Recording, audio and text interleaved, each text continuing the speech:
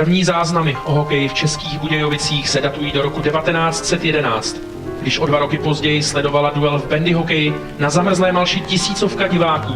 Bylo jasné, že hokej pod Černou věží bude vzkvétat. Vývoj přibrzdila první světová válka. Ovšem v roce 1921 už se hrál na Malši první zápas v hokeji kanadském. Postupem let získával tento sport na oblibě a na Malši i Vltavě se uskutečňovalo nespočet bitev mezi malými i velkými bruslaři, kteří se po ledě honili za kotouči. O stálém kluzišti, kde by se dalo bruslit od podzimu do jara bez ohledu na počasí, snili všichni, a to nejen hokejoví nadšenci z Budějovic a okolí. Často čekávali na příchod mrazu a pak hodiny a hodiny upravovali stovky metrů čtverečních přírodního ledu, aby v nerovném souboji museli utíkat na břeh před oblevou. Nejznámější plocha bývala na slepém rameni Malše. Stejně jako na Sokolském stadionu nebo tenisových kurtech místního LTC se tam odehrávaly památné bitvy. Nespočetněkrát však na ně nedošlo vinou nepřízně počasí. Hokejisté i diváci tak odcházeli zklamaní domů bez zážitku ze hry. Po vleklých debatách a stálem obrušování myšlenky umělé ledové plochy v Českých Budějovicích se konečně daly věci do pohybu na začátku 40. let minulého století. A nebýt druhé světové války, mohlo to být daleko dříve. Místo se nakonec našlo v parku Háječek, nedaleko historického centra. Stavba zimního stadionu u soutoku Malše s Vltavou pak byla zahájena 1. října 1946 roku.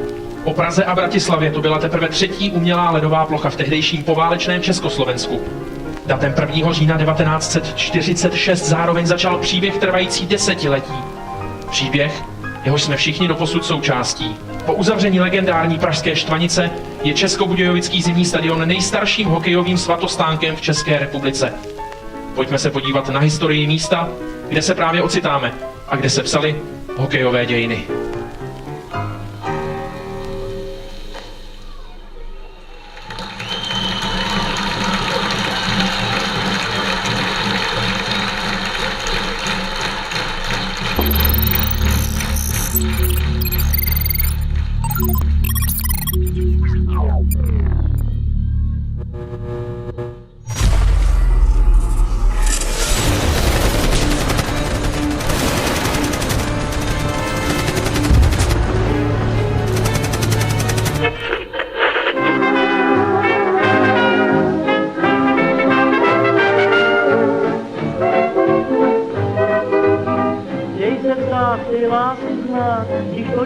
Když tolik mám tě rád a srdce své za tvé z lásky dám. Potem blížka váj. Bruslit na umělém kluzišti, na umělém ledě a bruslit tady za klášterem nebo všude jinde, kde byl normální přírodní led, tak to byl nebe a dudy.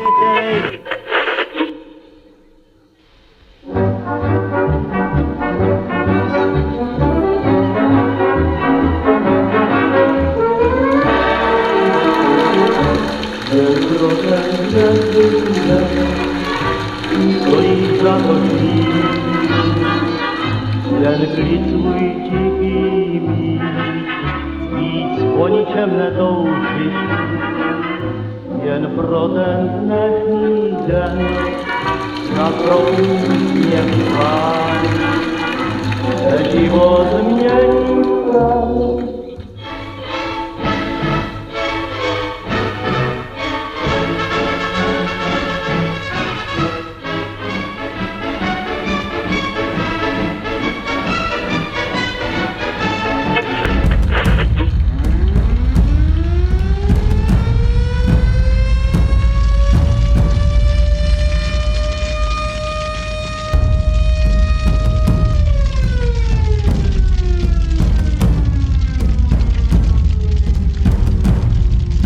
Tenkrát si pamatuju, že ta zpráva o tom, že hoří zimní stadion, ta se rozlétla po městě. Ono je to takový taky stadion, který je uprostřed města. A ten dřevěný stadion, suchý jak trout, ten splál.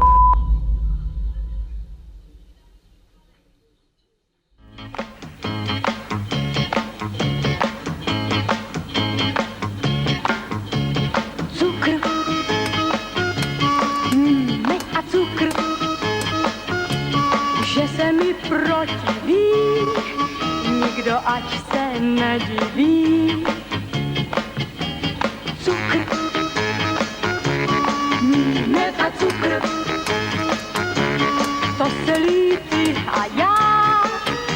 děti. Když se přikročilo k tomu kroku, že se zimní stadion začal zastřešovat, což bylo někde v roce 64, tak bylo to docela úsměvný, protože ten provoz nějaký na té ledové ploše zamezený byl, ale družstva, který byli v soutěži, tak trénovali, hráli tady a nad nima se vlastně pracovalo. A tomu faleš tvá, slova jsou zde zbytečná.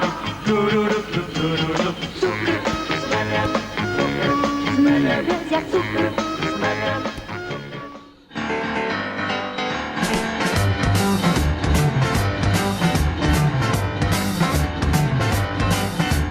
Závodek, závodek, závodek, závodek lodí. Chytím dech, druhý břeh, bude pro mě lehký cíl. Pár minut stačí, dlouho však jsem snil. Pojedu v závodek na kajaku 9 mil. Závody, závody, závody, závody lodí.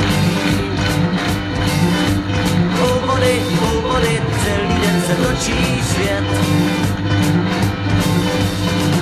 Sluníčko svítí, právě voní med.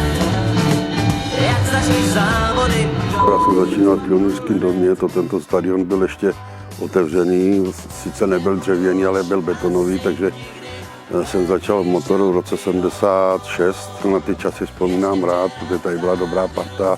Kluci, kteří tady hráli, do dneška se občas scházíme, takže to bylo fajn a bylo to tady krásný. No. Pro mě jako kluka z vesnice to bylo něco neuvěřitelného, že hrajou vlastně na zimním stadionu, kde má umělej led. Není to na rybníku, kde jsme vlastně museli šarnovat a čekat, až zamrzne, a když napad sníh, tak to je vždycky problém to odčarnovat.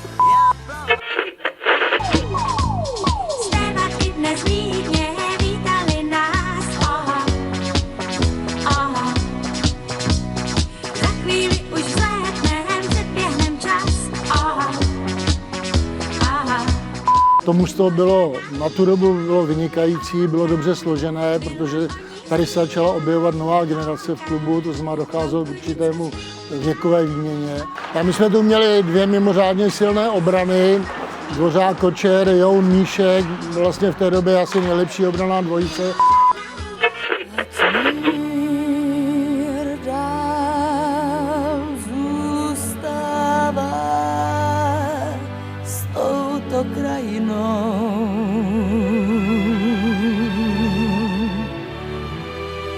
Zloba, závist, zášť, strach a svár, ty ať na nebi svítí nádhernej vůz. Oh.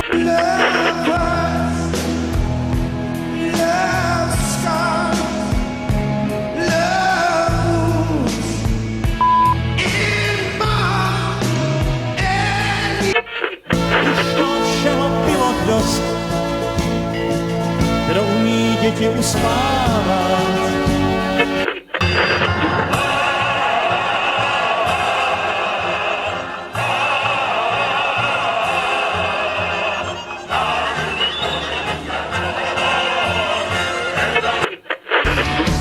To starý šaman pokušejka.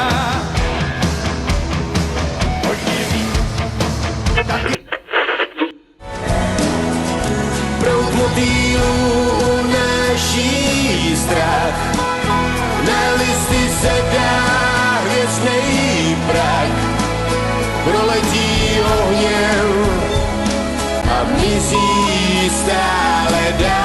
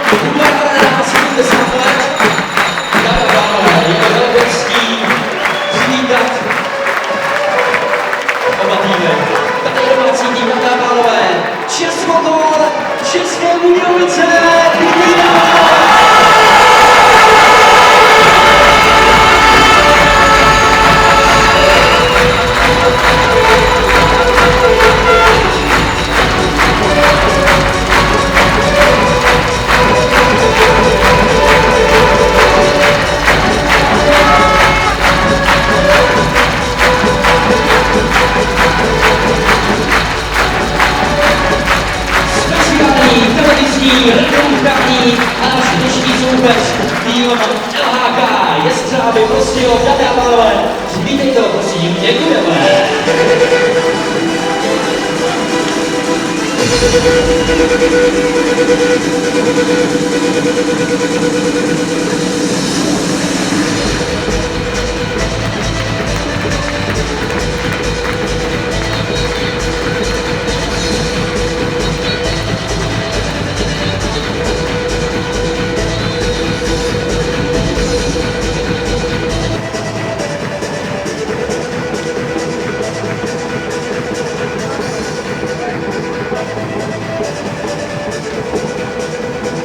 Dámy a pánové, oba dnešní týmy připraveny 22. kolo hokejové VSM ligy. Připomínáme si 70. výročí od zahájení provozu zimního stadionu v Českých Budějovicích. No a mým úkolem je teďka přivítat taky tři hosty. Pojďte přivítat, dámy a pánové. Společně se mnou je tady pan magistr Jan Kucián, předseda Bruslařského klubu České Budějovice.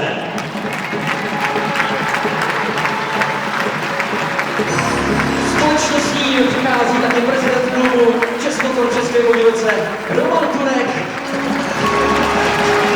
No a tohle video dovolí pan inženýr Tomáš Novák, ředitel příspěvkové organizace sportovního zařízení města České Budějovice. Pánové, vítejte, jako první má slovo pan magistr Jan Kucián, je to vaše. Dobrý večer, já bych rád popřál zimnímu stadionu v Českých Budějovicích mnoho velkých výher a mnoho velkých sportovních úspěchů a za nás, za Krsobuslaře, bych si přál, aby nám zimní stadion poskytoval tak špičkové sportovní zázemí jako doposud. Přeji hodně štěstí. Díky, pokračujeme. Roman Turek, prezident klubu Českotor Českých Budějovicích. Dobrý večer, já bych zimnímu stadionu v Českých Budějovicích popřál samozřejmě co nejdřív, aby se do něj vrátila nejvyšší hokejová soutěž Extraliga, protože tenhle stadion si to zaslouží. Potřebujeme jako poslední kvalitní Já bych zimnímu stadionu rád popřál hodně kvalitního ledu, kvalitní soupeře na ledě, ohleduplné diváky a spoustu dalších let.